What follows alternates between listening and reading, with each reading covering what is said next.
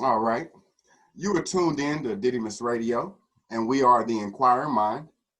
This platform is to have an open-hearted and open-minded discussion about real estate, health, history, entertainment, relationships, and the many controversies and solutions that surround them. I personally believe our relationships are the foundations to our success, and a home with a good foundation provides for sustainable building. Like our homes need foundation and structure, so do our relationships. May that be mentally, emotionally, spiritually, sexually, financially, or physically. I hope you leave with some foundation and or structure to help you move forward. I'm your host, Didymus, and we are the Inquiring Mind. Today, I have a special guest on, Mr. Mark Cunningham, man. I'm super excited to have you. How you doing, brother? I'm doing fine, man. Doing just fine. Awesome. Man, I am really just ecstatic to have you on because the moment that I met you, it was so much that I learned and absorbed from you that you were just one of those few people that just impacted me the moment I met you. And so it's just an honor to, have you on the show. Oh man, thank you for having me. Hopefully we can learn and share some of the stuff that you've learned and shared along your journey. Oh, sure. Tell us a little bit about who you are. Oh, well, man. So I am an associate professor in radio, television, and film at ACC. I went to film school at UT, got my PhD in 2010, actually. I'm a published scholar, published film scholar. I write a lot about Black film, Black popular culture, but then film and pop culture in general I write about. You see, right now, fingers crossed, I have a pending book contract with Columbia University Press. Hopefully, this is happening. Got my fingers crossed. So far, everything has been good thus far. So we're at the next step, and I'm the final step before the contract phase. But it's to turn my dissertation into a book. I wrote my dissertation on race, gender, and narrative in John Singleton's self-described Hood trilogy, which is Boys in the Hood, Poetic Justice, and Baby Boy. And so man, and just director, teaching courses in film and media studies, and just happy to be here. For sure. What got you on? I mean, you're a man of many talents, obviously. Well, what led you into being a writer and looking into this type of industry? Wow, I mean, initially, I went to film school. I mean, well, let me say this. I've always, even as a kid, been like a pretty voracious reader. And I still read a lot. In fact, you can see my office over here, there's books surrounding me everywhere. Yeah, look, I made specifically a portion to ask you some questions about what you was reading. Oh, cool. Okay. You already know how we do with reading. I got you. All right.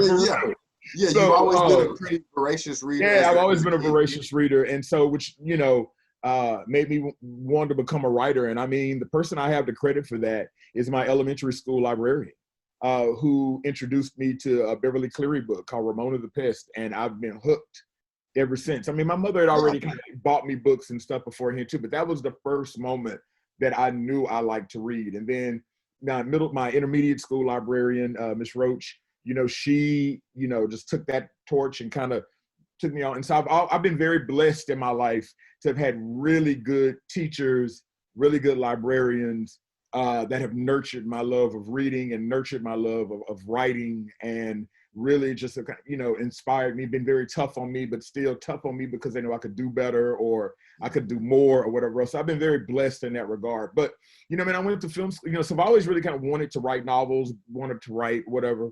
But I went to film school, and prior to that, I had always been into film and pop culture. They used to call me the TV guy when I was young. People used to call our house when I was little. They asked Mark who so-and-so is on this TV show and what time does so-and-so come on and blah, blah, blah. Yeah. And,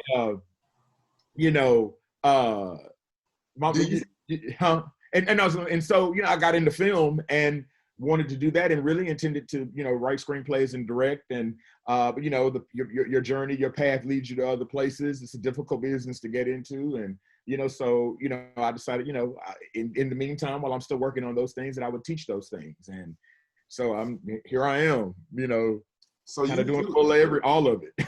You're a student of life. Because Yeah, you that's say, the here way I to put am, it. I'm learning these things, but as I'm learning them, I'm teaching them as well. Yeah, absolutely. And Elaborate on that a little more, yeah, because so I'm a big proponent of, mhm. like, even just because I'm teaching things doesn't mean I can't learn. Oh, So, absolutely, man. like, elaborate on that a little more. Oh, I read about, film, and and I just, books, literature that I read all the time. And I utilize those things. The movies that I watch, there are movies I haven't, as many movies as I have seen, right? There are many that I haven't, and I'm still learning. I still rewatch things and learn and be able to teach those things to my students. I have a 16-year-old young kid that I mentor that lives in Dallas. Mm-hmm. And he's very interested in film and just very enthusiastic, just a really, really good kid. And he and I have conversations, online, and talk about movies, and I buy him books and send them to him and teach him stuff like that. And he, is working on the screenplay now that we're going over. And it's just, to be able to, impart that way. While it didn't work out the way that I intended to, but it doesn't mean that I still can't do those things. But at the same time, I'm able to, give advice to people from a lot of, from a lot of different perspectives who are making movies, and really have, just kind of credited me for helping them. Which, I'm just thinking like, hey, I just told you to watch this movie. And I have one guy I mentor, my friend Brandon, who I say a mentor, but he's really my friend. But Brandon, that says, Being overcoming. yeah, he said, Mark, he goes, you just say you introduced this movie to me or whatever. He said, but you just have no idea, that those conversations, what those did. And I'm thinking like, oh, no big deal. But it's just, It like yeah, changes perspective, you mean? absolutely. Yes. That's exactly what he said. It changed his perspective for sure. So you make me think about the word signpost. Mm. And right now it's just going off in my head, because you said it was people along the way that basically nurtured this um this passion Oh for yeah. reading or learning or writing. And Absolutely. so would you say you feel like a bit of a signpost for others now, or you? Yeah, man, that's a really good point. I mean, I think absolutely that is what's happened. It's almost a case of, what they say of giving back. Like, again, like I told you, man, I've been tremendously blessed. Those librarians I mentioned, the teachers that I've had. Then I go to college, and I meet Jerry and Teresa Zumwalt, who enhanced my love of film and introduced me to new things. And then I meet Lori, now Robestat, right, who taught me things about just politics and being involved in the world, and taking that seriously. And then I'm go to UT, and I meet Charles Ramirez Berg, who becomes like the film guru to me and takes my film knowledge to another level. And my dissertation chair, Craig Watkins. And then I'm just naming all these people. Dr. Beretta Smith Shomati, who's my mentor now, that works at Emory and is a film professor. And these the blessing in that. And I'm what I've learned is that you get to a point, and even at my age, I'm 50. And let me tell you something, 40-year-old people, 50-year-old people still need mentoring. We need mentoring. We need that guidance. We need that perspective. And so to be able to do that for other people, right, is really me, honestly, giving back to somebody else all of that was given to me. Wow. I don't know what I did to deserve that, but the Lord saw fit, to be able to, for me to be blessed, to be in positions to receive the love and benefit of others' knowledge and outlook on life and perspective about the arts and about, scholarship and things of that nature.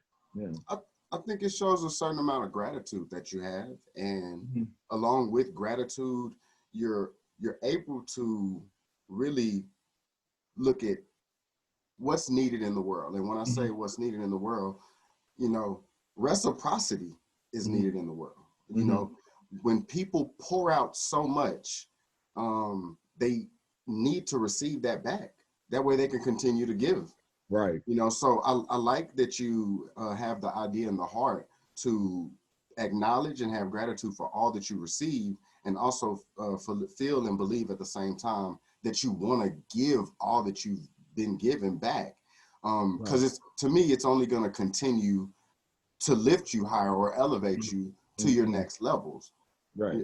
You ever think that without that level of gratitude, is it still possible to go to these other levels? Well, hey, I'm glad you said that, because, I'm at this point in my life where I've evolved to this space, because not too long ago, I'm talking about like recently, like in the last, few, maybe 5, 6, 7 years ago, I remember feeling very bitter and feeling very angry about the fact that I had put all of this in, getting the PhD, doing all these things, and things weren't happening for me the way that I thought they should happen. And and I remember, like I said, again, just kind of being, wrapped up in bitterness and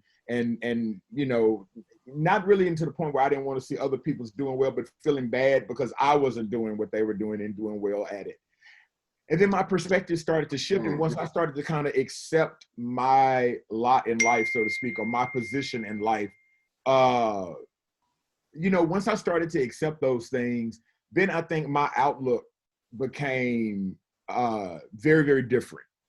And, I started to kind of, I put these, really, to be honest with you, sir, I put these kind of unnecessary burdens on myself. So at one point, right, it was like, oh, if it doesn't happen by 30, then forget it. If it doesn't happen by 40, then forget it. And it's almost like this notion, if it didn't happen in these times that I had set in my head, like it was like I was done, like I was over. And that's just not it. That's not the case at all. Why do you think people set that time boundary? Because we set many boundaries for ourselves. Why do many of us set that time boundary? What is it with the number in our head? I think it's the environment. I think that we are kind of put, whether consciously or unconsciously, in competition with one another in this life, right? That we see that, we particularly when we look at things in the media and the way, and it's, I'm not one of those people, I'm a media person, a media scholar, so I don't like to put things at the foot of media in terms of blame, but I will say in terms of how we allow media to affect us. And so when you look at these things and you see these people, who just seem to get it, have it all the time, have the best, or people that you're around and they seem to be able to buy this and they're making this kind of money and they're doing all this kind of stuff. And, you feel like if you're not doing it, somehow you failed. But, it's kind of the thing I had to learn about, my mother recently passed and dying of ALS and being fearful. I'm like, oh my God, I had ALS. And my doctor was looking at me like, why are you worried about that? That's like being struck by lightning. But my friend Deshaun said to me something that I thought, not only just implies in terms of my mother, but just in general, is that she said, your mother's journey is not your journey. And I think that we look at other people's journey and try to wonder why ours doesn't fit that, but that's not for us. Yeah. And so I've really had to kind of learn, right, not to put restrictions on myself in terms of age, because I think it's easy to do. I mean, we live in a culture right now that have things like, oh, these are the top 30 under 30. These are the best 40 under 40. And then you're thinking like, well, hottest man or the woman of the year. Exactly. How am I not making this? Or how am I not doing this? Or why is it that this person got their PhD when they were 25 and they've written all these books and they're world renowned and they're on television and they're doing whatever else? And the thing is that you don't know what those people are lacking. You don't know what those people are, you don't know whether they're saving face. You don't know what they're doing. But, it's always kind of like what I say about we compare, our behind the scenes to people's highlight reels. Yes, that's a good way to put it, actually. Sure. And people put their best foot forward. They're not going to show you their worst. Right. So yeah, absolutely. And so that helped you with more gratitude by basically seeing like, hey, what I'm comparing my worst to people's highlight reel. Exactly. Yeah. Coming to that realization. And when you came to that realization, you was able to more so say like, oh, I'm able to step back now, and instead of trying to put myself in their shoes, accept the fact that they have something that's not being revealed to me. Absolutely. They're going through something that's not being revealed to me. Absolutely. And I might not want that. I'm saying I want what they have, but whatever it is they're going through, I might not want that, and it really is this case where you really have to get yourself in this position where you say, man, I need to it's everything I can to run my race, Absolutely. and do that and, deal with the things that you've dealt with. And I have to stop and think, hey, you ain't living so bad. You've always been taken care of. You've never not had anything to eat. You've always been able to do, you've always been looked out for. I mean, man, I bought a house and then not 6 months after I bought my house, I was laid off from my job. A job that I went to because it paid more money, thinking like, oh, this is going to be better. And it was horrible. Mm. It was horrible. I was working from home, but the grass is truly not always greener. I mean, I met wonderful people and still talk to those people and love those people, but the job itself was, oh man, not what I thought it was. Yeah. A lot of people, including myself, just to keep the audience remembering that even though as we're teaching and discussing these things that we go through them as well, but a lot of people see other people's grass and they say I want that grass, it looks better than mine. And I always like listening to this one podcast, Zoe Williams Morning Show, and one of the gentlemen on there, his name is Jeff Brown, and he always talks about, why would you look at somebody else's fire in their grass when your house is on fire? And it basically made me think about a metaphor for, why are you so focused on someone else's grass when you could be nurturing your very own grass? Absolutely. When you could be working on what you need to be working on for yours to look like that. Exactly. Yours to be bottom.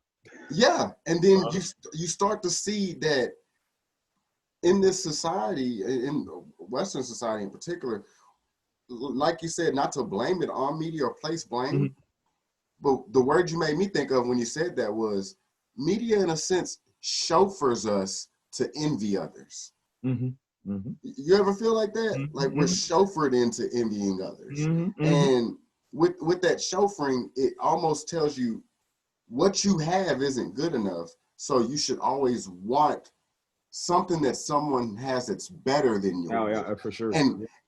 And this is better. Like, even though we're supposed to define what's better or best for us, it's like they do this placement, this product placement in marketing, as they'd say. And they tell you what's actually better. And so then you get these new goals in your head, and you almost fuel towards that, completely neglecting what you already have. That's true. Yeah, I mean, I think also too, what ends up happening in these places too is that, I mean, I love how you say that, like, media being this kind of vehicle, if you will, right, to kind of make us think that we have to, but we also live in a culture, right, that says that if you don't dress this way, if you don't have this, if this is not, then you're not good enough, right? And we do it to each other. Oh, look at him, he got on them raggedy shoes. You can get, things like that, and them shoes get you from point A to point B. I mean, you're the one. Yeah, I mean, it's so much that goes, into that, and what we place value in, and what we place stock in, and what have you. And the thing is that we're just not like the other. And like I love how you say it. We need to water our own grass. We're looking at how green somebody else's is. Well, you can get yours that green too if you focused on it, if you watered it, if you fertilized it, if you took care of it, and didn't worry about how fast that person's grass is growing. I mean, it's, but we're human, and I think we get locked into that. And I think that we, in some kind of weird way, right? Always kind of in this perpetual state of trying to be good enough. A lot of us are, and you make me think about, so always like looking at the world where everything is nature. Everything acts out of nature. The seasons change on a certain schedule. Lions are going to be lions. Tigers are going to be tigers. Bears are going to be bears. Sharks will be sharks. But humans have the God nature to change their nature. We literally can change what our nature is. Therefore, we could literally manipulate what our own necessity and belief system is almost. And so do you think that being in a capitalistic society, that you almost have to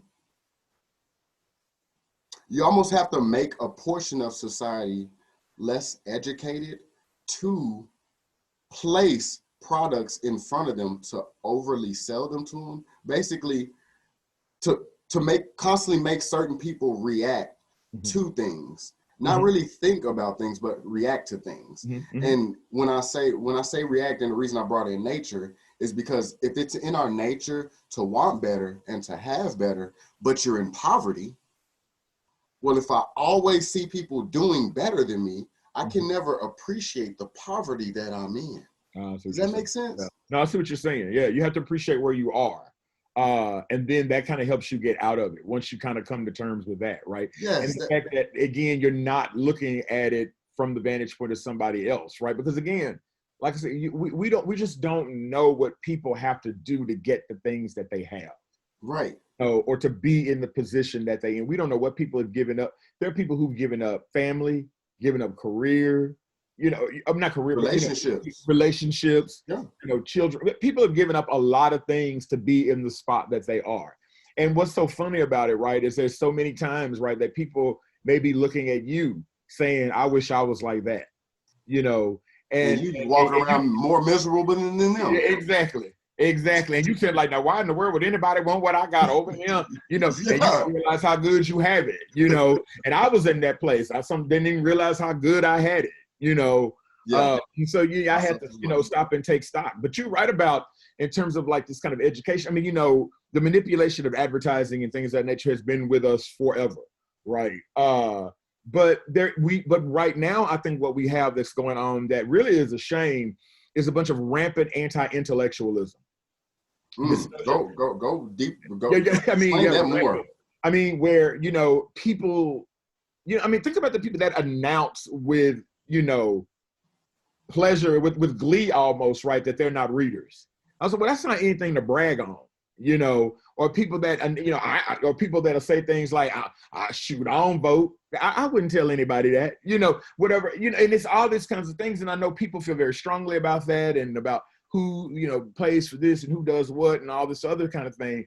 But when we educate ourselves and we're not willing to do that, we're willing to kind of take things for face value. People don't want to expand their knowledge beyond what they know, or people want to take what they know, or they want to take a little something that they've read, they have done no research on, and they want to take that out there and they want to spread it like it's the gospel, and it's wrong-headed, right? Yeah. And when you try to say those things to people and try to, hey man, well, let's have a conversation about that because that's not necessarily right. Then all of a sudden, immediately you're accused of holding it up for the white man, or you're doing this, or you're doing that, and you're going like, why is it? Absolutely. And so why is it automatically aligned with whiteness, right? Because I'm saying, hey, take stock for a second and let's look at this research and let me show you why that's incorrect, what you're saying. Why do we automatically align intellectualism with whiteness, right? And don't get me wrong now, they are suffering from rampant anti-intellectualism too, but I mean, I'm just thinking for us to thrive, as Black people, for us to thrive, right? I'm thinking, educating oneself. I mean, education does not mean go to college. It does not mean that. Education, right. It means cracking the book open. August Wilson, the playwright August Wilson, dropped out of high school in 10th grade because a teacher accused him of plagiarism because they wouldn't believe, right, that he could write that well. And so at August Wilson, he didn't have the heart to tell his mother, right, that he had dropped out of school. So he got up every day like he was going to school and went to the library and read everything he could get his hands on. And he is now, the late August Wilson now, but one of our preeminent American playwrights, a Black man, educated beyond belief, but a perfect example though. Perfect example. A perfect example of why finding out information for yourself. And you can't just read one thing. We can't be narrow in that. We have to expand our scope. We have to touch on everything. People talk a lot about, I see people quoting Malcolm X all the time, and they quoting Tupac, and they do. That's the difference between what you don't understand is the Malcolm X's and the Tupacs of the world read everything. They had a perspective on everything. What's tricky about, and what I'll just add to what you're saying, I love what you're saying, is people are confusing reading with looking at a tweet. Absolutely. Looking at an Instagram message. Looking at a Facebook message. Looking at a snap. They believe that is reading literature. Yes. And not quite understanding that you're just reading words. Right. And they think it's fact. Yes, a lot yes. of time, and that's another problem. They're looking at biased, objective opinion Absolutely. and calling it fact and spreading, like you said, like a wildfire. And that's overwhelming because of the technology and people's desire for instant gratification. Oh, for sure. For Yeah, sure. you ever? And I'm sure you recognize that from your end. Yeah, so let me tell you something. I am finding even the people who are some of these people out here who are very calling themselves to be politically minded and whatever, and some of the things that they're asking for. And I'm saying that you are not going to be able, and they're blaming this on capitalism, but to me, I look at it like this: you are not going to be able to get the most for doing the least amount of work. Right. It don't work like that. You know, and if you do, you don't sustain. It doesn't. Exactly. It's going to run out. And there are people who don't want to pay no dues. They want to jump to you got to pay dues. You have to, you got to give something. Layers. Yes. Layers and phases. Layers and phases. But see, that takes too long. People want to pop in that cheat code. Yep. You know, I'm going to just go from level 1, go ahead and zoom to stage 10 right quick. Exactly. And people don't want, but see, this is what we're saying, layers and whatever, that takes too long. People don't want to take that time. They don't want to do that. They want to jump right into it. Boom, I'm going to come out the gate making $100,000. Well, Bill Gates didn't do it. Mark Zuckerberg didn't do it. They didn't do it either. They dropped out. They were in college at the same time, but they didn't try. You don't know their story. You don't know their story. You don't. But the thing also too that we have to understand too, and this is just the way of the world, right? As Earth, Wind, and Fire would say, this is the way of the world. That's one of my favorite songs. It really, this is the way of the world, right? But Malcolm Gladwell in his book Outliers says that there are people in this country, people in this world who are successful through no doing of their own. They were born at the right time. They were tall enough, right? They were born to the right family. They were born in the right city. Success is not measured by a lot of times how much work you put in. He says, in order to become an expert at something, you have to put 10,000 hours in. But the thing to remember is that there are people by virtue of all of those things we just mentioned, through no doing of their own, have a jump on you in terms of those 10,000 hours, okay? Agreed. Sometimes you can't catch up with that, but that's okay. That's okay. You still make your 10,000. But just know, Bill Gates, Steve, whatever, Steve Jobs was adopted. His parents gave him up. Then his parents were not rich. His adopted parents were not rich. They were putting themselves in debt, trying to send him to college. And he went, no, you don't have the money for this. And he went another route. Right. So everybody's story is not the same story, right? And like you say, but people are in those positions, right, where opportunity comes or whatever else. And people talk about like, oh, white people, they do that. I said, if you had a 400-year jump on somebody, hell, you're supposed to be ahead. If they weren't ahead, I'd be surprised. Right. But to me, that don't have that. But in terms of my own whatever else, I recognize it for what it is, and I'm critical of it for what it is. But at that same time, I'm not gonna let the fact that they have this stop me from getting what I need to get. I'm gonna get me some of it. I might not get it like they get it because of the way stuff is structured, but I'm gonna get me some. And right there, the word right there, structure. Every structure comes with a system. Every system has a rule book, a table of contents. Yes. All you need to do, no matter how much they've been putting in the cheat code, is you just need to play first. I can't speak for after you get it down. Play first by them rules. And then after you get that foundation for the structure, then you could add on your little your nice landscaping and you can do the other, absolutely, and making it look like your neighbors a little bit more. But first, we have to put out that fire. We do. I mean, it's for sure. I mean, it's just really, honestly, man, this case of being in this position where we have to look at ourselves and say, okay, what is it that I want? We already know the system is jacked. We already know that, right? But just because the system is jacked, does that mean that you don't go for yours still? Right? No. Sitting around and just saying, there's systemic problems here, that's not going to stop me from having anything.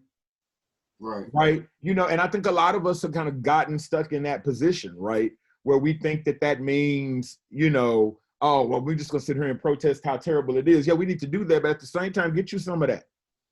It's a two-part thing, because like you're saying, you need to acknowledge the problem. At the same time, you need to be attacking the problem. Absolutely. And attacking the problem is being a part of the structure.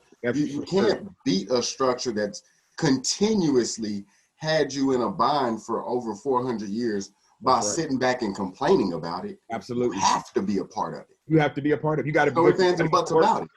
You know, it's like the great poet and essayist Audre Lorde said. She was saying this in reference to feminism, Black feminism, or whatever else. But she says the master's tools will never dismantle the master's house.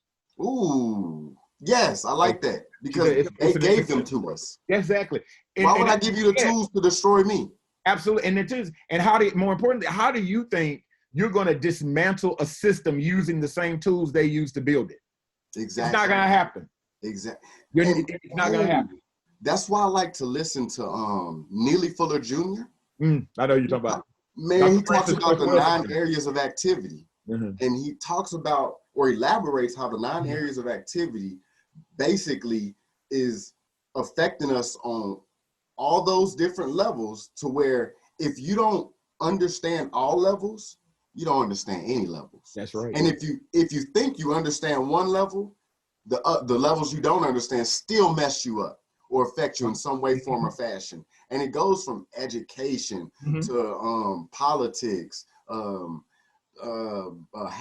I forget all the areas. I can definitely list them, but like you said, you're familiar with them. And I like that he's fully aware that even though we complain about a problem, like, even if you complain about a problem, it's not enough. Even if you get money in the problem, it's not enough. Even if you try to change the problem, that's not even enough. Like, it's literally going to be a collaborative effect that is required from all parties in this current system. And I always say the whole thing got to be torn up, because if there are people like us who weren't even considered humans when they wrote it, how can we still be using it? That's right. And so how could we ever benefit from something that we were never involved in writing? Wasn't even intended for us. No. And so I look at it, and I look at it and I'm like, oh, this is why I love reading about African history and culture so much, Egyptian and Ethiopian history and culture so much, reading about the Moors who brought in the Golden Age to Europe, even though they want to tell us that they taught us all these different things. I love reading about Imhotep, the first doctor in history, but they want to tell us that they taught us history, medical practices and astrology and stuff like that. So I realized, dang, there's this playbook that they gave us, and so many of us are reading this playbook, and we dedicated to this playbook, and we complain about problems, and we don't ever look up and be like, oh, the playbook I'm reading is the problem, not the stuff out here. Right. You know? Right. I mean, you know, it's speaking of the barbershop, about Renee, we talk about this all the time. And, you know, and it is this case of, you know, anytime you kind of challenge, a certain kind of thinking about this stuff that we're talking about, automatically, you know, people want to kind of talk to you about being an Uncle Tom and all that stuff. And I say, you Tom in the wrong person. I said, let me tell you something. I've been down for this for a long time. I say, and just because, you know, I'm not hype and ready, you know, hey, I mean, what Tupac said on Kendrick Lamar's To Pimp a Butterfly CD at the end, they act like they had that interview with each other, that conversation. And Pac say, when you're young, you know, you want to lift weights. You want to do this. He said, you look around, he said, you don't see no loud ass 30-year-old motherfucker. You don't see that. You know, because people, you know, the older you get, it's not that you're not engaged, but, you know, you've had that moment you've had that period, right, where you've been angry at everything. And then the older you get, you look back at some of this stuff and say, you know what? I can be angry, but there's a better way I can come around that corner and get this, right? Yeah. And so, yeah, we these young people that are taking the streets and doing this, more power to them. I love it. I love it. That's what I wanted to. That's what I wanted to do and was doing when I was that age. So, you know, but you know, what I like to look at in terms of, or what I like to think about with young people, and what I like to tell them is, and you know, this is something another friend of mine who's a professor, and I talk about this Black woman, and we say, you know, they get this impression, I think sometimes with young people, they act like that everybody destroyed the movement before they got there. And it's like, it's like, we've been in this fight. You know, I teach Spike Lee's movie, Do the Right Thing. And at the end of Do the Right Thing, he lists all of those people, right, that were kind of murdered by the police. So kind of, murdered because of their race. And I tell my students, Do the Right Thing was made 30 years ago. All we did was trade one set of names for another set of names. Right? So got technology to highlight it now. It's absolutely. That's the only, thank you. Record it now. We can record it. I told them, I said, so it's kind of like in Boys in the Hood, don't think you special. Don't think you special because now you feel like you done took up this battle. This ain't a new battle. It's not a new battle. The shame of it is we still having this battle in 2020. That's the shame of it. Yeah. That's the shame of it. That's real. I got a lot of hype. Hold on, I have to come. No. You make me want to go into this like hypothetical. Mm-hmm. Or is it a coincidence that Black Lives Matter, coronavirus, unemployment, and the election years with what a lot of people in society would say is the worst president we ever had? Is it a coincidence that it's all happening at the same time? Like this concern, like, this concern for Black Lives Matter, I'm almost thinking it's people getting paid, or it's a whole nother agenda that don't even really got nothing to do with us. Because I'm like, how are these people all of a sudden so concerned now? And all I can think of is, y'all all got fired. Oh, I see what you're saying. The whole world got fired. Now Black Lives Matter is important. I don't know, but that's just my hypothetical. No, I hear what you're saying. You think about that. No, I mean, look, you know what? A lot of this stuff that we're seeing, I have friends of mine too that have kind of accused me of not being down with the movement. Again, I have to check them on that shit too, because that's not it. I said, but I'm not going to get hype about a bunch of symbolic gestures. These are all symbolic gestures. Yeah. I said, trigger words. Exactly. The same people that were downtown painting Black Lives Matter on Congress, and gentrification is hype and ready over here in East Austin. How in the world? They trying to give you tax grants and teach you about tax grants. Absolutely. They're not doing telling you to go to Maynard. That's right. They're not doing that. Exactly. Go to Hutto. Exactly. That's what they writing Black Lives Matter over there. Then try to go over there in West Austin and buy you a house and see what they do to you. See what happens. Wait, when they even talk to you. So my thing is all of that is symbolic. I appreciate the fact, for example, that those brothers that play ball for UT wrote up that stuff and said, hey, we want this, we want that. They've been trying to get the names changed and stuff ever since I was a student at UT in the 90s. My thing is this, and my thing about it is this: you should have been asking for a seat at the table. You're asking for symbolic gestures to change names and stuff like that. And people, we're going to change it. They're going to change that song. You knew what that school was before you signed up to go there. Yeah. Okay? That kind of thing. Don't act like those traditions and things of that nature have not been in place. Yeah, they throwed you a bone. They gave you a little something, but they didn't give you everything on that list. They didn't give you everything. So my thing is, like, some of this stuff is just like, again, gestures that are symbolic in nature. And I want us as Black people to stop getting excited by the little smallest things that get done. Right?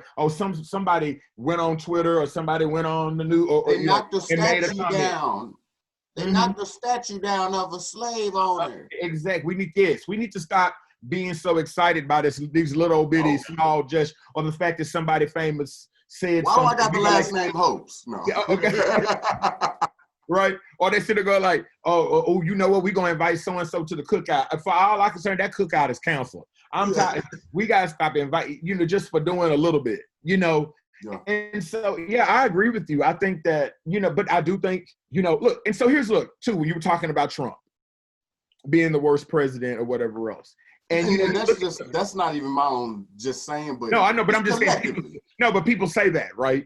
Mm-hmm. But here's what I feel about Trump and all of those people. That stuff that people are asking for and that stuff that they're turning down, they know that stuff is a good idea. They do. They know it's a good idea. They know that stuff will work. They just don't want you to have it.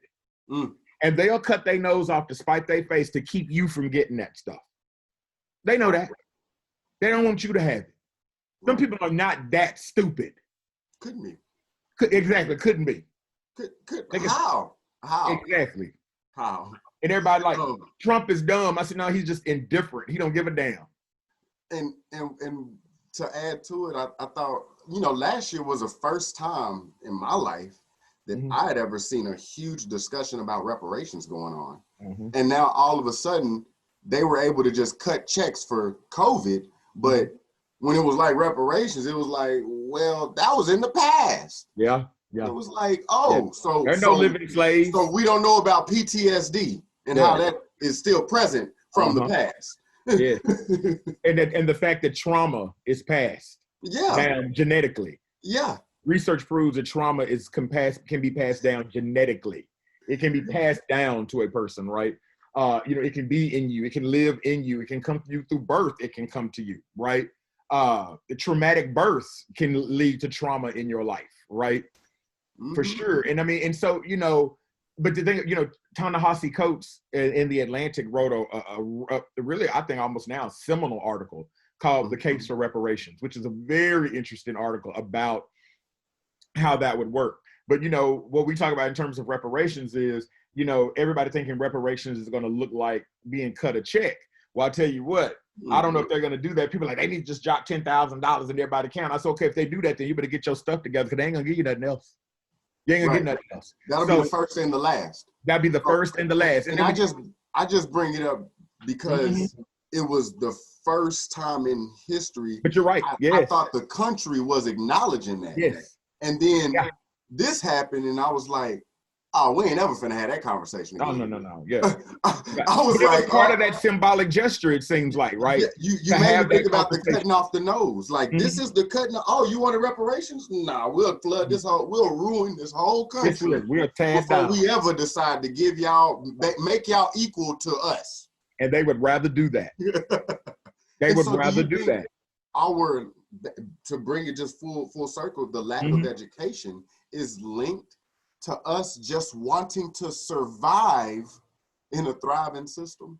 Yeah, I mean, isn't that what we've always done as people of color, as Black people, right? We've always done that. We've always had to do that. It's always been a struggle for us some kind of way.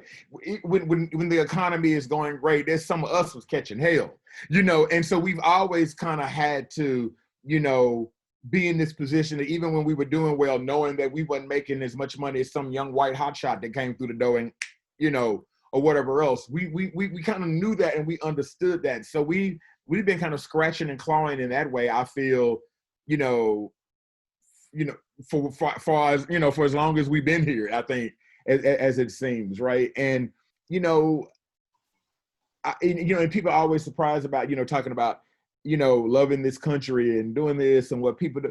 And I don't see how people could see where it wouldn't be a struggle for us to love this country or to be connected in this country in the same way, or to have those symbolic gestures mean the same thing to us, to have the Star Spangled Banner mean the same thing to a Black person, right?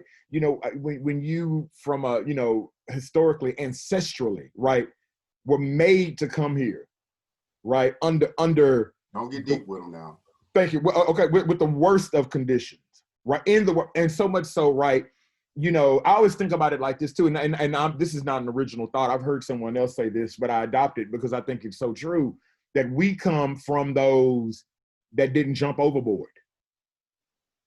Can you imagine the stock that we come from, the ones that made it through all of that disease, all of that pestilence, all of that, just the most Worst horrific of times. conditions, the Yeah. strongest of the strong. And not saying that the people who jumped overboard weren't strong. That was strength to be able to say, you know what, we out of here, right? The Margaret Garners of the world, right, who cut their babies' throats and killed their children rather than see them live in slavery and bondage. That's the strongest of the strong. That is who we come from. That's who we come from, right? And so, you know, I feel like there's a debt of gratitude that we owe that ancestrally we owe, to that. I see it coming. I sense that it's coming back around. Mm-hmm. And I only say that I sense it's coming back around because in my perspective, all of this turmoil that's going on right now actually brought a lot of us closer. Yeah, And for the first time, I've seen people intentionally looking for Black businesses to go spend money at. Right, yeah. I've never seen that. Right. I've never seen us moving with intention to go put money in other Black businesses. Right. And it almost is like, so the world got to be on fire for us to want to economically empower one another. I mean, but no, that's a good point, right? But it's happening. Right. And but the problem with it is that will we sustain that? Okay, you take me to this. What made me worried is when the NBA and start coming back on, how quickly people start drifting back to sleep. Because I'm big on, they have pushed us all of our lives to be sports stars and entertainers, but they never pushed us to be philosophers, and doctors, and lawyers, and attorneys, natural healers, gardeners. Hell, I didn't even know I liked plants. Just like I didn't even know I liked learning. But it was like, if I wasn't a basketball or football star, then I wasn't amounting to nothing, or a singer. And so I watched how, even as a child, I was lullabied by these things. And now as a man, I watch adults be lullabied by these things. These what do you just called them, that keep basically grabbing people's attention. I was calling them sign placements or signposts, but you had a different word, I felt like. Okay. But yeah, that was my perspective. I mean, but you're right. I mean, once we get some semblance, right, where things start to look like it's going back to normal or to the way that it was, I mean, this is the true test, right? I love how you put it, right? Like, the world has to be on fire for us to call to action. But I think, to me, the real test is how we come to action when there is no turmoil. Yeah. Right? Do I still, go get my coffee all the way from this Black-owned coffee company in Atlanta after this is done, right? I mean, I will, but still, right? But do we hunt the Black businesses down like we did? That's not the barbecue place. That's not the barber shop or the beauty shop or the funeral home. Do we do that? But on the flip of that, right? Those of us who are Black and in business, right? Do we uphold ourselves to a certain level of professionalism, right? That will make people want to come and do business with us too. I mean, I think it's twofold, right? And I don't think there's any harm in saying that, because we know that's true. We joke about it as a collective of people. We joke about that. The fact that, we don't show up on time, or we don't do this on time, or whatever else. We close early all the time, or get there late and all this, right? So I think it becomes reciprocal in that nature. But I think, yeah, you're right. I mean, the true test is going to be that if, in fact, some semblance of normalcy ever comes back into play. I don't think we're ever going to go back to the way we were. This is going to be a shift for sure. But, when things calm down, do we continue to do that? That's the test. That's the real test. Not now. It's obvious now, right? But the real test will be then. Yeah. You actually just went into one of my last few questions, but you basically said, we won't go back to the same thing, and so if we don't go back to the same thing, do you see education and even even media and entertainment, do you see it taking a complete turn, and where is this turn going? Well, so I know from entertainment and a media standpoint, right, with the with the continuously kind of burgeoning, if you will, of streaming services like Netflix and Hulu and the like, Disney Plus, HBO Max, all of these, it's getting easier and easier for people to stay home. Look, the theater owners, the theater business, movie theaters were in trouble before COVID. And this is what I think is also very interesting too, and I'd like to bring this up too, is that people are under the impression like that COVID ruined all of this stuff. COVID only delayed the inevitable for a lot of these things. COVID only brought to light some of these things. COVID is not the reason a lot of these businesses we've seen go down. It's not because of COVID. Those businesses were already in trouble. How long has nearly over 40% of the America been living check to check? Absolutely. That includes business owners. That includes businesses. COVID did not cause all of this stuff. Like I said, it just delayed. COVID, it was, it was just kind of a delay of the inevitable. COVID brought that to fruition, so to speak, right? And and so, people, kind of looking at it from this vantage point of thinking like all of a sudden, like things are going to go back to normal. Things are not going to go back to normal. You're going to have people who are never going to feel comfortable going in public places anymore, right? You're going to have people that, are going to be reckless and careless and are going to make people sick because, they have, for whatever reason, they have something in them that says with their high school level biology, that's, that wants to prove, that this is not real, right? Yeah. Everybody wants to blame or lay everything at the feet of the media, so all this kind of stuff is going on and happening. And, and like you say, I think you're right. Some of us are coming together. I think some of it's kind of polarizing us as a community as well. But, this is something my friend Deshaun and I talk about this all the time, and as she mentions, and this is so true, America is still a new country in comparison to some of the other countries. It's a baby. Those other countries actually have been through things like this already. Yeah. They've imploded already. Speak. It's our time to do that. And it makes perfectly good sense that, a new country in comparison to Greece that's been around since what? England, whatever else, they've been through this. And they have plagues and things, and they have it a lot of times overseas. Their countries, right? We're always like, as soon as something go bad here, we're like, oh, it's the last days. The Lord is coming back. I said, so the Lord really just doesn't govern anything that happens overseas because they've been catching hell forever. We've actually sitting over here having it good, thinking we're, the top of everything and not really giving a damn about what happened to other people, other places, brown people, yellow people, red people, whoever you want to call, we didn't give a damn about any of that, and so, all of that becomes, to me, kind of part of this much larger story or this much larger idea of how in the world do we expect, right, for things to go back where everybody is going to be comfortable again. No, growth is discomfort. This is evolution. The country is evolving and it's going to be uncomfortable. All change is. One of my favorite authors, M. Scott Peck, The Road Less Traveled, that's one of the things he talks about is just spiritual growth. And all growth it goes through a growth spurt is something painful.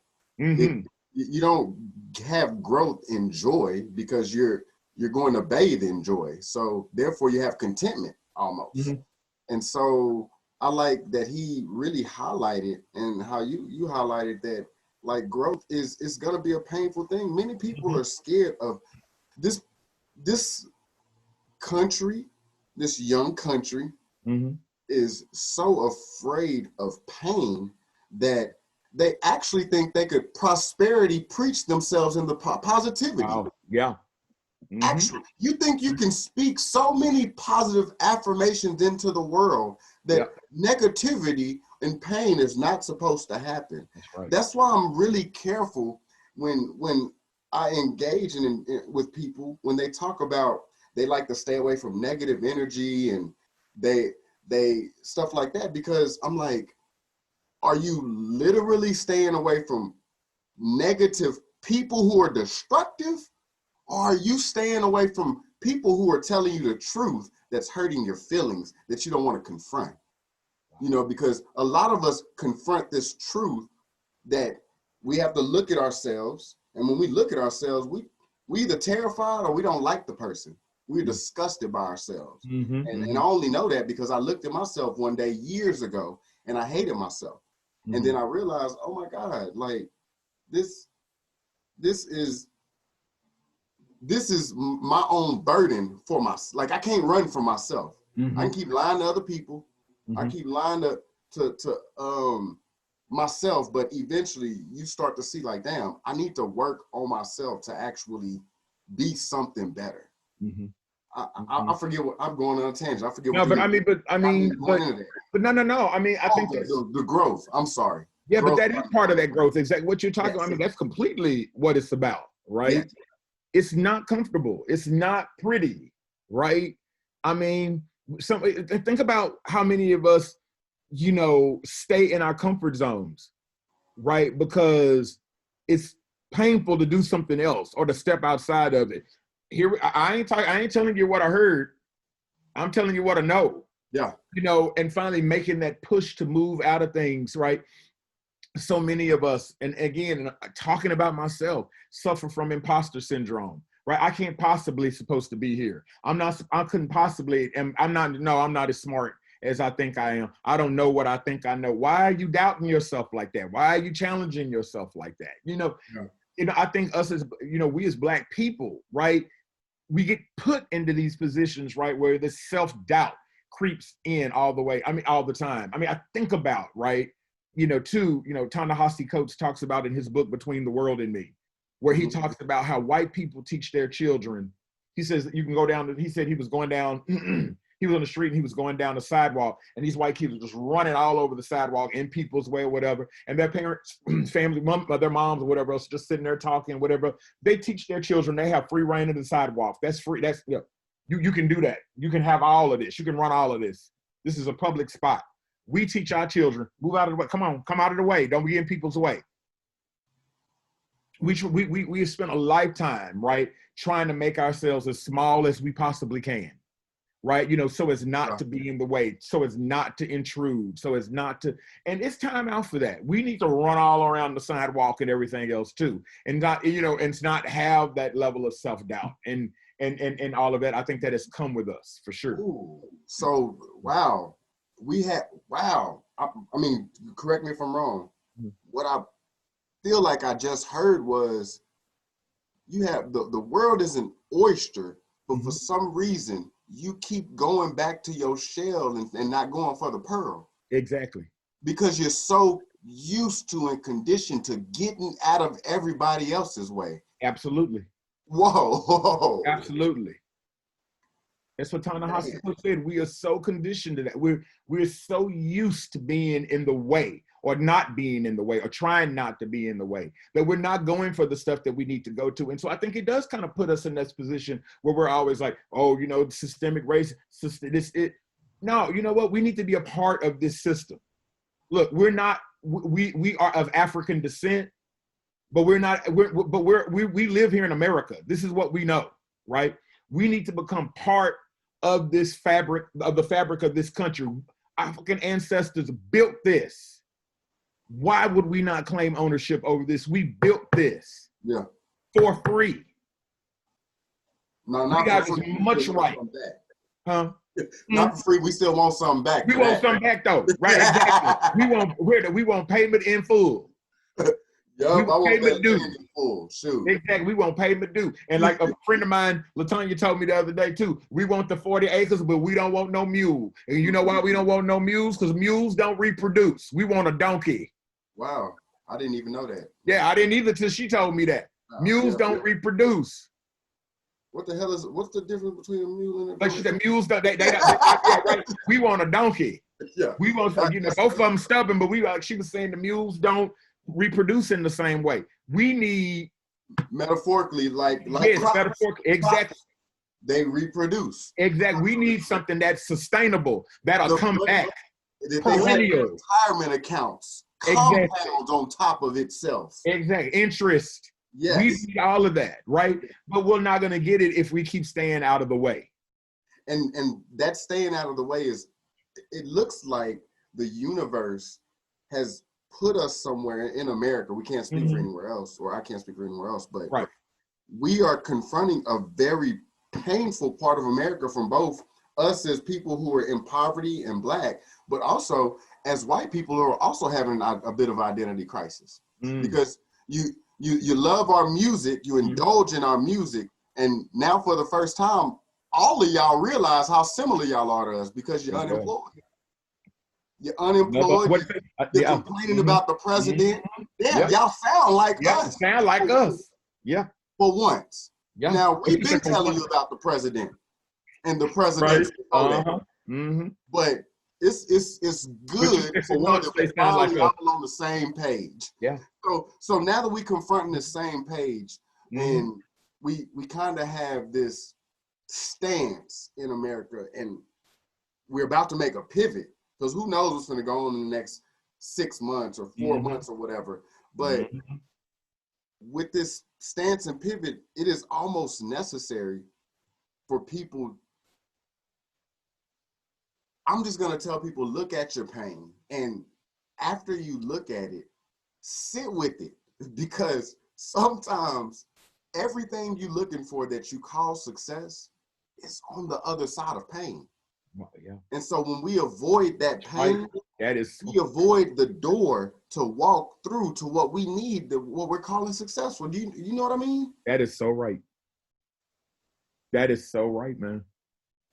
I just look. What does Frederick Douglass say? Without struggle, there is no progress. Exactly. And right now it's a struggle on all ends for us, you know. We've been struggling to fit in, and some people have thought they were fitting in, but now they realize, no, you not with the elites either. Yep, sure not. None of us with the elite. That's why it's 1% of them. That's right. You ain't with them. Yeah, like you forgot that you was a decoy and a deploy. You was a pawn to put in front of everybody else to create problems to keep us away from them. But now this thing has almost pushed America in the two corners. Like, you either a corner where you arguing that people need to wear their mask or they don't need to wear it. You're in a corner where you're for Biden or for Trump. You're in a corner where it's Black Lives Matter or it's All Lives Matter. I'm looking at a lot of duplicity right now. And even though we've always been a very contradictory society, the duplicity is ever present right now. Would you agree? Oh yeah. Oh yeah. Definitely. I mean, like you say, the house is on fire now. All our houses. Yeah, so everybody's like, oh, we got to come together. I ain't never seen so much need to unify. You know, now everybody want to unify. Now, see, we want to unify. Yeah. All of a sudden, now we want to unify.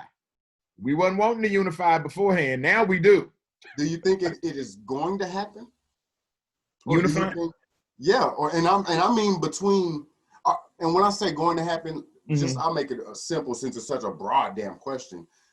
Racially, do you think we're going to let this separate us more or bring us together more? You know what? I honestly don't think it's gonna change much. You know, people. I mean, look, I'm maybe call me cynical, but I'm in wait and see mode on that. You know, I'm in wait and see mode. We just had yesterday, a 17-year-old boy shot and killed protesters, peaceful protesters, shot and killed them, right? And was able to walk past the police, even though they were telling them that he had shot and killed some people, was able to walk past them, to leave Wisconsin, go all the way back to Illinois and have a good night's sleep before he gets arrested. How is that speaking in any form, shape, or fashion of moving forward in any type of racial progress? You know, and people, I feel like I say you feel like it's getting better because you're seeing people in the streets and you're seeing all these, these are symbolic gestures. No laws have been changed. Defund the police. Okay, fine. So you defund the police. You still, what minds have been changed? You're right about that, man. And What mentality has been changed? Yeah. That's where the work needs to be done. And you have to want to do that work. Yeah. You got to want to do that work. Yeah, that's real. And that's not work that we could only keep begging for and complaining for on our end, who are the victims of it. Absolutely. Look, they ain't got nothing to do with us. No, we can only keep going back to our little world that we know. That's right. Or I can only keep arguing with people that don't look like me to say something. Exactly. And you know what I did? I done stopped arguing with them. What we need to stop doing is going back to that corner. We need to stop explaining stuff to them. We need to stop giving them books to read. We need to stop doing that. The information is out there. If you want to know, act like you want to know. Yeah. You know, come to this. What's a Black-owned business I can support? What you asking me for? Don't they got Google? Don't you got Google? Don't every one of y'all know one Black person? No. Right. But you got Google, shit. And that's thing. And if I was the one Black person they knew, don't ask me neither. Shoot. But we need to stop all of this explanation, all of this kind of assuaging, if you will, of whether you believe it or not or whatever, but this assuaging of what might be called white guilt, whatever, this white fragility or whatever else, walking. That's what I told my students in my Black American cinema class. Like, I said, we're not walking on eggshells in this class. We're going to talk. Yeah. We're going to analyze. We're going to say what we know. We're going to say the wrong thing so we can be told, hey, you don't say that. And here's why you don't say it. Right? Because heretofore everybody else in your circle may have told you, oh, ain't nothing wrong with that. Right. I said, so we're not walking on eggshells, because I look at you have a lot of people who are anti-college and anti-degrees and that's fine and that's all good. But I feel like a college classroom is one of the places where you can have the marketplace of ideas, this kind of safe discourse with a facilitator that's going to say, hey, we're not going to say that. We're not going to do that. And then we tell you why we're not going to say that. Hey, we're going to respect everybody's opinion, even if it doesn't agree, if it doesn't sound like ours. Because what's happening is we're all a lot of times sitting in these echo chambers and we're listening to people who are saying the things that we want to hear, that we believe. The stuff that we believe, but we don't want to hear the other side. We need to hear that other side so we can say, oh, this is how they thinking. Right. Oh, yeah. Oh, I got your number. I see what you're thinking. I see where you're coming from with that. And you're wrong as two left shoes. I like that. But we can't do that if we never are willing to hear the other side, no matter how angry it makes us. Agreed. You make me look at, no matter how angry I was at, what happened in the past with slavery and Jim Crow and redlining and Willie Lynch and all these things that echo, and white supremacy that's still present to this day. What I had to realize was, if these people are all the millionaires or billionaires, I still have to listen to them. I need to learn what they know. I can't participate in this without knowing what they know. I gotta see what the game is. I gotta check the game is. And so I put education and learning at the pinnacle for myself, and I removed it from being about a race thing. I can always still confront it when it presents itself, right? But I never stop working towards where I want to go. And I started to see how that just double-edged sword is for a lot of us. Yeah. For a lot of us. And so it almost highlighted, to go back to that boy that walked around after shooting, the 17-year-old boy that walked around after shooting those people, that there is an amount of privilege that boy can enjoy, and people that look like him can enjoy, and the kids on the sidewalk playing wherever they want to can enjoy, where they don't have it's not quite a care in the world, but you know, if anybody can be carefree, they're enjoying a carefree life. They're enjoying the benefits of being just optimistic. Yeah. You know, some of us had to fight to be optimistic. And when I say fight to be optimistic, you were born in hell, you're raised in hell, you're going through hell, but you decided that you were going to be optimistic anyway. Yeah. and I say that, saying it about myself and probably so many others, man, that I was that boy who tried to stay out of people's way. I was that boy that didn't want to speak up.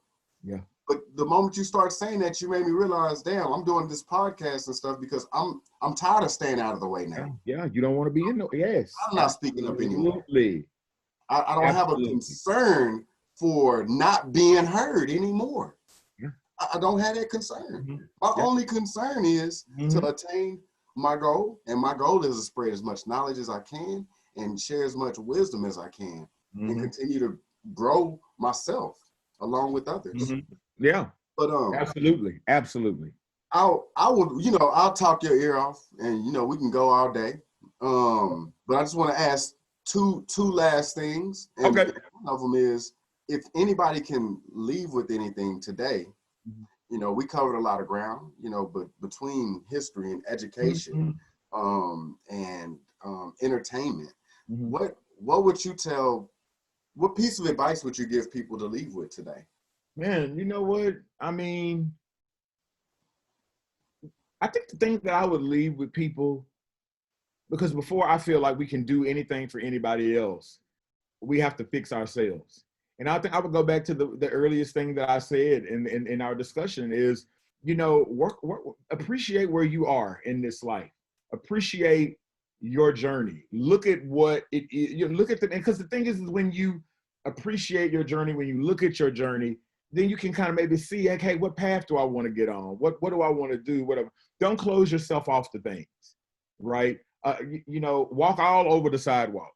You have a right to walk all over the sidewalk, and you don't have to stay out of the way. I think that's the thing I want people to leave with it, is that look at where you are now, appreciate that, because you got there for a reason. That was about something. Something came with that. That wasn't willy-nilly, that wasn't willy-nilly. You got there for a reason, for sure. Mine was Willie Mary. Willie Mary. Oh, boy, you great. I like that though. And really, last but not least, man, what are you reading right now? What am I reading? Man, some kind of reading stuff, is for interest and kind of for work as well too. But I'm reading a book about the making of the movie Chinatown, Roman Polanski's movie Chinatown from 1974, by Sam Wasson. It's called Chinatown in the Last Years of Hollywood, and it's really, really interesting, really kind of fascinating, and kind of looking at where both, kind of the director Roman Polanski, where Jack Nicholson, who stars in the film, and Robert Evans, who was the head of Paramount Pictures at the time, like looking at, and Robert Towne, who wrote it, looking at their backgrounds and kind of see what kind of led to making that. And then after that, man, a couple of biographies I'm going to read, one on Bruce Lee, and another on the filmmaker David Lynch that I'm going to read. And then I'm in a book club. There are my friends in a book club. And so we're reading a book, and I cannot pronounce the author's name. She's an African writer, but the book is called Nervous Conditions. It takes place, and so her name is, oh gosh, I can't pronounce her name. I don't want to mess it up. Okay, but the book is called Nervous Conditions. Later or something. Yeah, so this is that's what's on the docket for me. Right now. I like that, man. That's what's on the docket. Do you have anything to say that you in closing? Oh man, just man, I'm gonna tell you something. I think we all should work on this too. Let's all of us try to be grateful.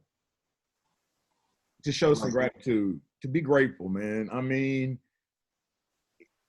things might not be ideal for some of us.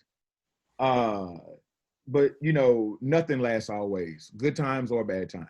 Nothing lasts always. And you just need to be grateful, man. I'm really all about that. I needed to hear It's that. gratitude, is great, being grateful. I'm really trying to continue to grow into that space, man, of being grateful and remember that, because for whatever it is that I think is wrong, there's people who got it much, much worse. And I'm blessed. And yeah, so let's all work on being grateful. Yeah, that sounds too familiar. Yeah. Again, I appreciate you, brother. Yes. Taking the time out of your day. For sure. I'm happy to talk to you, man. I ain't seen you in forever. Yeah. It's been ages, man, but I just always love to pick your brain when I get, and I always learn different things, and I'm always excited about taking to new places. For sure. I think the last time we chopped it up was we went to see that movie that traumatized us, Detroit. Yeah. We were straight traumatized. That was an interesting movie, man. It was. Interesting movie. It wasn't too far removed from. It sure wasn't. No, it wasn't. Like you said, it was only what, 50, 60 years ago? Yeah, that wasn't that long ago. Sure wasn't. Straight traumatized, come out there like, oh Lord.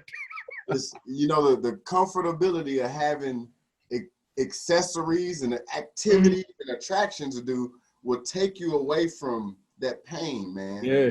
But spiritually, it just still sits there. Yes, it does. Woo, man, for sure.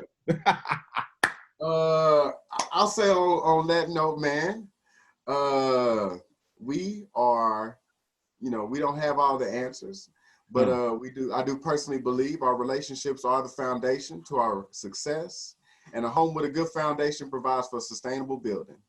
Like our homes need foundation and structure, so do our relationships. May that be mentally, emotionally, spiritually, sexually, financially, or physically. I hope you learned something today to add to your foundation or structure, and hope it helps you move forward. I'm your host, Didymus, and this is The Inquiring Mind. Thank you. You the GOAT, man. Yeah, you